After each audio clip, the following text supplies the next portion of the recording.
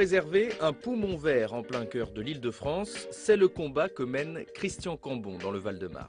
Aux côtés des maires du plateau Briard, il se bat pour lutter contre l'urbanisme rampant.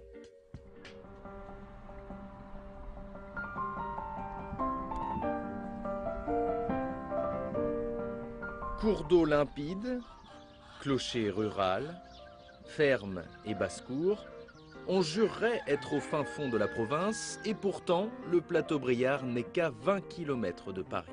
Les 6 communes de la zone ont bataillé depuis des décennies pour préserver ce patrimoine unique dans la région. Je suis tombé amoureux de ces villages et je pense que c'est vraiment là où le rôle du maire est très important. Nous menons des actions de sauvegarde lorsque les plans d'urbanisme sont trop dangereux. À l'époque, c'était des dizaines de milliers de logements que l'on voulait réaliser sur ce plateau Briard, qui aurait concerné non seulement Périgny, mais toutes les autres communes.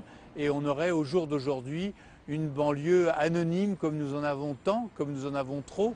Une banlieue anonyme, le sénateur veut nous en montrer une. Et pas besoin d'aller très loin, il nous emmène à 2 km de là, juste au pied du plateau Briard, où commence le département voisin de l'Essonne. On a fait 5 minutes de voiture et on a plongé dans un autre univers, l'univers de la banlieue qui a, de mon point de vue, perdu beaucoup de son âme dans une densification, en tous les cas une urbanisation qui a fait perdre un peu de son charme. Le contraste est d'autant plus saisissant que de retour dans la commune voisine de Périgny, nous tombons sur des champs à perte de vue.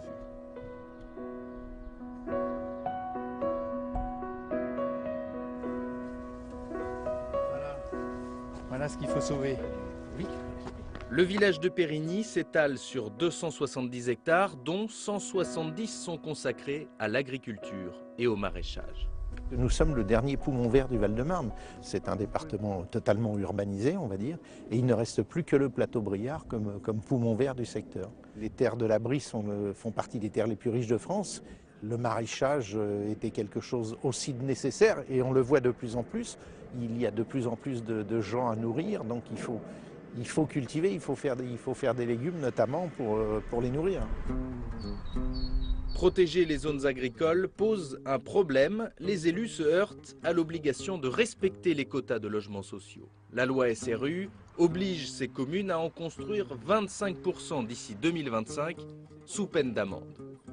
Pour Périgny, l'effort se fait par petites touches, comme ici dans cette ferme réaménagée.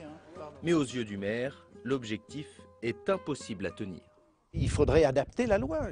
Nous ne sommes pas contre évoluer, nous ne sommes pas contre faire des logements sociaux, mais on ne peut pas comparer une commune comme Périgny, qui en plus nous n'avons pas de moyens.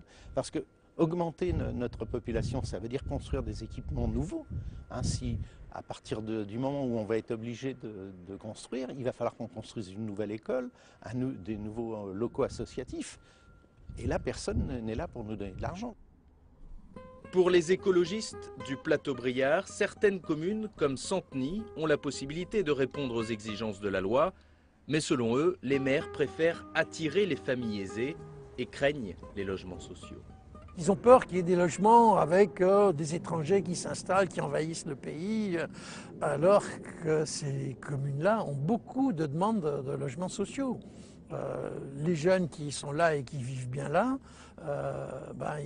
avec 1200, 1500 euros, ils ne peuvent pas se payer les pavillons de Santeny à 200 000 ou 300 000 euros, c'est pas possible.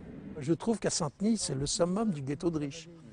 Paris, le Val-de-Marne, et là on est Boissy-Saint-Léger, la forêt Notre-Dame, on est à Villecresnes, on est là. On ne demande pas de faire que du logement social, mais on demande d'en faire quand même un minimum pour que la population puisse se stabiliser.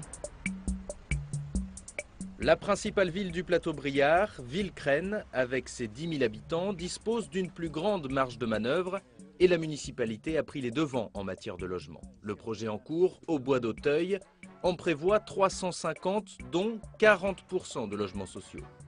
Mais le maire assure qu'il ne peut pas réaliser le taux de 25% exigé par la loi. Je n'ai pas l'espace. On peut atteindre 17-18%. Au-delà, ça me paraît assez fou. C'est la limite de l'acceptable pour rester ce que nous sommes. On peut densifier, mais ce n'est pas ce que souhaite la population. Christian Cambon redistribue chaque année l'essentiel de sa dotation parlementaire pour ce genre de projet qui représente, selon lui, l'avenir de l'urbanisme dans la région. Ça, je pense que c'est ce nouveau modèle d'une génération d'élus qui ne veut plus se laisser imposer une urbanisation démente ou en tous les cas inhumaine, mais qui veut au contraire contrôler son développement. Et ça me semble vraiment un point positif.